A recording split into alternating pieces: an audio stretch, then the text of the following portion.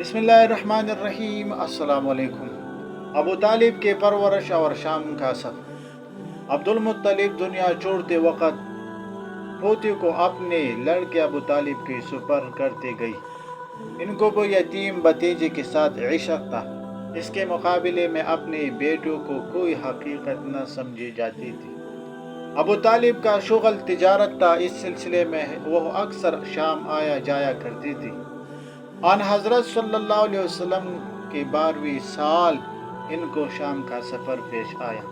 گویا ابو طالب آپ صلی اللہ علیہ وسلم کو ایک لمحے کے لیے جدا نہیں کرتی تھی، لیکن سفر کی تکلیف کے خیال سے ساتھ نہیں لے جانا چاہتی تھی۔ لیکن چلتے وقت آپ صلی اللہ علیہ وسلم چچا سے لپٹ گئی، اس لیے وہ ساتھ لے جانے پر مجبور ہو گئی۔ عام روایت کے مطابق بحیرہ راہب کا واقعہ اس سفر میں پیش آیا۔ اس واقعہ کا تفصیل یہ تھا کہ جب ابو طالب بصری پہنچی تو ایک عیسائی راہب بحیرہ کے خانقاہ میں اترے۔ اس نے آن حضرت صلی اللہ علیہ وسلم کو دیکھ کر یہ سید المرسلین ہے۔ لوگوں نے پوچھا تم نے کیوں کر جانا ہے؟ بحیرہ راہب نے کہا جب تم لوگ پہاڑ سے اترنے تھے تو تمام درخت اور پتھر سجدے کے لیے جھک گئی تھی۔ اللہ تعالی ہم سب کو نبی اکرم صلی اللہ علیہ وسلم کے نقش و قدم پر چلنے کی توفیق عطا فرمائے۔